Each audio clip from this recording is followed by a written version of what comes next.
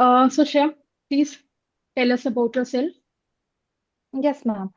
Um, Ma'am, I was born in Malda, which is a district in West Bengal, and currently I stay in Kolkata, West Bengal. I've completed my graduation from West Bengal National University of Juridical Sciences in 2020. Thereafter, I worked with a law firm for a year till the end of 2021, and since then I have been preparing for judiciary exams. Yeah, what's the reason you want to pursue judiciary? You were in law firm, you are from National University. Why not a private organization? Why not litigation? Ma'am, as a judicial officer, I think it's a matter of both honor and privilege, and I'll get to espouse the cause of justice. I think it's extremely prestigious service to be associated with, where I get to partake in administration of law and administration of justice. So, ma'am, that is my reason for pursuing judiciary. वो तो श्रेय आप litigation के through भी कर सकते थे अगर हम जस्टिस की ही बात कर रहे हैं, एडमिनिस्ट्रेशन की ही बात कर रहे हैं. So I think being in litigation would have got you more closer to justice, क्योंकि वहां पर आप प्रो बोनो केसेस लड़ सकते हो, आप एनजीओ के साथ एसोसिएट हो सकते हो. Why do you think judiciary will do something exceptional in this journey? Ma'am, you're right. I think being a litigation is also extremely honorable. However, my personal reasons for pursuing judiciary is because, unlike litigation, where you have to be a proponent for one person for your client, I get to have a balanced opinion, look at both sides, and adjudicate. I get to be a proponent for justice and not just one side or one party. Okay. And what is the definition of justice according to you? Ma'am, justice, I believe, would be something which is equitable to ensure that people whose rights are violated get vindication of their rights in an appropriate manner. They don't feel aggrieved, and appropriate measures are taken to ensure that a just adjudication is done, a fair adjudication is done. Ma'am, I think that, according to me, would be justice. तो अगर मैं इस justice के definition से चलूं Shreya, so our court of evidence. Yes, ठीक ma'am. है, whatever decision are taken on the basis of evidences presented before the court. तो Yes, do ma'am. You think ये एविडेंसेस कभी गलत नहीं हो सकते? एंड आर यू श्योर कि जब भी आप जस्टिस कर रहे हो it's to the right party? How do you ensure that? Ma'am, I think the legislature has given enough power to the court to exercise their discretion in a judicious manner. There are provisions under the Evidence Act or the Code of Criminal Procedure or Code of Civil Procedure, where if the courts think that the evidences are not being presented in the right manner, they can interject, they can ask questions. They do not have to merely sit and decide, but they also have to take an active participatory role. So, ma'am, I think that way courts can ensure that justice is being done. And there are enough remedies as well for the aggrieved parties so that if they feel aggrieved by any particular decision of the court, they can seek any appellate remedy or a revisional remedy. So I think, ma'am, that way there are enough safeguards provided. You were part of which team when you were working with a law firm? Ma'am, I was part of the mergers and acquisitions team for 6 months and part of the funds team for 6 months. And what was your basic responsibilities? Ma'am, since I was a junior level associate, I was given very basic responsibilities about reviewing documents, conducting due diligence. I was supposed to see if there are not any grammatical mistakes in the documents. When I was in the mergers and acquisitions team, for a particular transaction, my work was to review documents and see if there are any particular clauses which might be of concern to our client. So we have to highlight that those clauses to the client so that they can take appropriate action regarding them. Shreya, you belong to West Bengal, Yes, ma'am. right? So why Yes, have ma'am. not appeared for West Bengal judiciary? आपका home state वो है, आप दिल्ली आ जाओगे. What if आपको दोबारा अपनी जगह पे जाना है, मान लो आपने आपका West Bengal judiciary exam clear हो गया, तो आप वापस चले जाओगे. So why you want to go Delhi, और why you want to go Rajasthan? Why not West Bengal? Yes, ma'am. Ma'am, actually, I'm not a Bengali, so I'm not very fluent in the vernacular language of West Bengal, which is why I've never undertaken this exam. And my original roots are from UP, so I'm more comfortable in Hindi, and that has been my mother tongue. So I wanted to pursue judiciary, be a judicial officer in any of the Hindi speaking states. And the opportunity for Delhi came along at the right time. And fortunately, I've reached this stage, which is why I want to be in Delhi.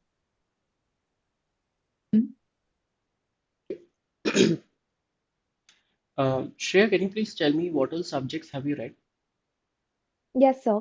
So during my law course, I have read the procedural laws, and so CRPC, CPC, Indian Evidence Act, Indian Contract Act, and then some corporate law also I have read, Companies Act. Then we had certain elective courses regarding mergers and acquisitions, so property law, so Hindu and law, Muslim law, आपको tort. क्या लगता है कि किस subject के ऊपर आपकी पकड़ अच्छी है? Sir, I have an aspirant hustle inclination को towards. इंक्लूड करके Sorry, sir. Yes, sir. Sir, I have an inclination towards Indian Evidence Act and Specific Relief Act. specific real fact. Okay. Yes, sir. Shreya, can you please tell me where a plaintiff files a suit with respect to declaratory decree, and there in declaratory decree he did not claim any further relief, then what is the course of action which is available to a defendant? So, under Section 34 of the Specific Relief Act, if a person has filed a suit for declaration and not claimed any further relief, if he could have claimed any further relief and he did not, in that case, the defendant can ask the court to reject the plaint, or it can also say that the suit is not maintainable because it's barred by law. So, I think that would be the remedy the defendant can have. Can you please explain section 4 of a specific relief act? Yes, sir. So, as per Section 4 of Specific Relief Act, it says that specific relief is can only be enforced for individual civil rights and not for any penal provisions. So, it's a right in personam and it cannot be enforced for any penal provisions. That is what it says. It uses a phrase mere penal laws. So what does it Yes, mean sir. कि you cannot enforce mere penal laws? So, sir, I think it means that if there is any penal provision under any of the criminal laws or any criminal offenses, then there cannot be specific the relief of specific performance cannot be claimed to ensure that this particular punishment is given or this particular compensation be levied. It is only to enforce the particular specific relief in case of a civil remedy. So I think this is what it means, but I'm not certain, sir. Um, Coming to Indian Evidence Act, Yes, sir. what is the natural presumptions and presumption of law? Sir, can you repeat the question? Did you ask natural presumptions? Yes, and presumption of law. And what is the difference Okay. between the two? So I think natural presumptions are one which has been given under Section 114 of the Indian Evidence Act, whereby the court may presume certain things which naturally occur in the usual conduct of business. The court has the discretion to either presume or not presume the fact and call for evidence. Whereas presumptions of law are specific presumptions which have been given under the Indian Evidence Act, where the court shall presume something and it shall consider the fact to be proved unless and until the accused has managed to, or the opposite party has managed to rebut that presumption. So if we talk about presumptions with respect to an accomplice, can you please explain that? Yes, sir. Sir, under Section 114, illustration A, it is provided that the court will generally consider or may presume that the evidence given by the accomplice is not trustworthy unless it has been corroborated. Of course, this is also at the discretion of the court, and the court may or may not presume such a fact. And whether this presumption will be drawn or not is dependent upon the facts and circumstances of the case. What is the reason why we do not consider the evidence of the accomplice worthy of credit? Yes, sir. So, since an accomplice is also an accused at one point of time, and the court has either granted him a pardon or he has chosen to come to the other side and support the case of the prosecution, he's implicating people who were also co-accused with him. So, in that case, there can be a presumption that in order to save his own skin, he's implicating people. So, in that case, that is why that is the rationale behind not considering accomplice to be a very worthy witness. When can you consider an accomplice to be an approver, and what is the procedure? So the procedure for considering an accomplice to be an approver is when pardon has been granted to him and thereafter he becomes a prosecution witness. The procedure has been given under section 306 and 307 of the Criminal Procedure Code. So the Court of Magistrate or the Court of Sessions can grant him pardon. For this, they can give an offer to that particular accused and tell him that if he decides to disclose all the details which is in his knowledge regarding the offense, then he can be granted pardon regarding that offense for which he is being tried. And then he will be examined by the Court of Magistrate. And then when he's committed to the Court of Sessions, then he'll be examined there also. And he has to follow through with the requirements which are laid therein.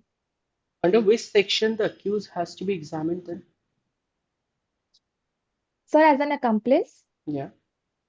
as an accomplice, he will be examined by the magistrate court also under section 306 before he is being committed, and under section 307 after he is committed to the Court of Sessions, and the Court of Sessions will also examine him. Okay. My second question with respect to the same concept is that whenever tender is pardoned and the accused accepts the pardon, in that Yes, case sir. the court has to commit the accused to the custody. Is there Yes, any sir. provision wherein which the accused person can be granted bail where he has been committed to the custody after tender of pardon?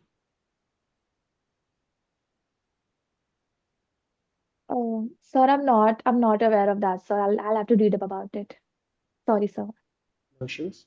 Um, with respect to section 161, section Yes, sir. 161 ko can you please explain?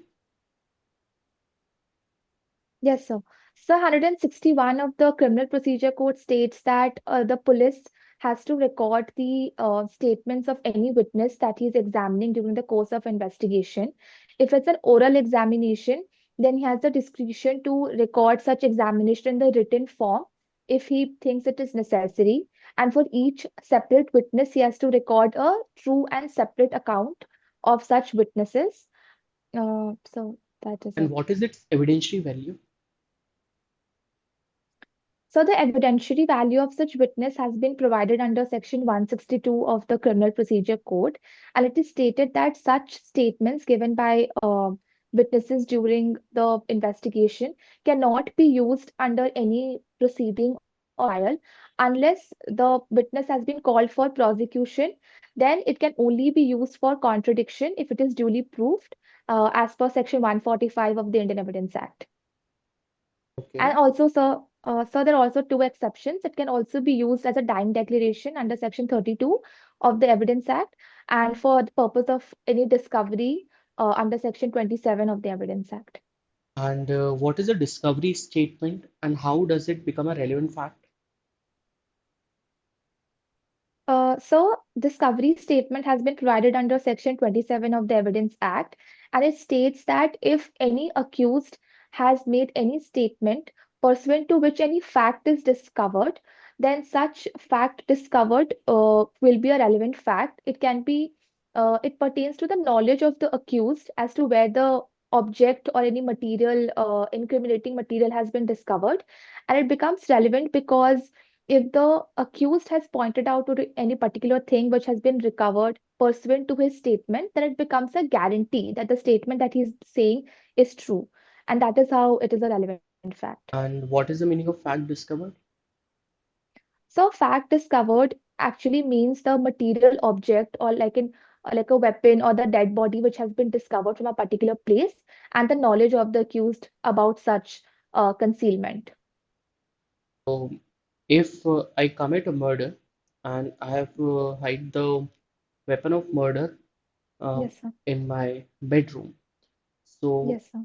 मेरी निशानदेही पे अगर police वहां पे knife को recover करती है, then what is the discovered fact here? Yes, sir. So the discovered fact would be the discovery of that knife from your bedroom and your knowledge that such knife was in your bedroom, like it was concealed in your bedroom. That. Shreya, don't you think that knives were discovered in the Stone Age?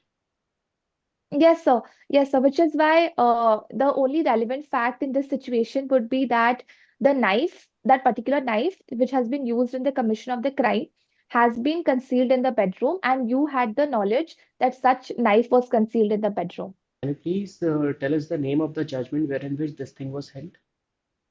Yes, sir. So it was held in the case of Pulukuri Kottayya versus Emperor, which was, so I think in the year 1949 by Privy Council, but I'm not certain about the year. I'll read up about it. Okay, that's all from my side. Thank you, sir. Shreya, can you tell me the difference between consent and willingness? Yes, ma'am. Um, Ma'am, I think consent in is when both parties give their consent to a particular thing. It's generally bilateral. But willingness is more unilateral when one party expresses willingness to do or not do something. Uh, when we talk about rape under IPC, Yes, ma'am. how these terms are different? Ma'am, under rape, under the provision of rape, the word uses consent of the woman.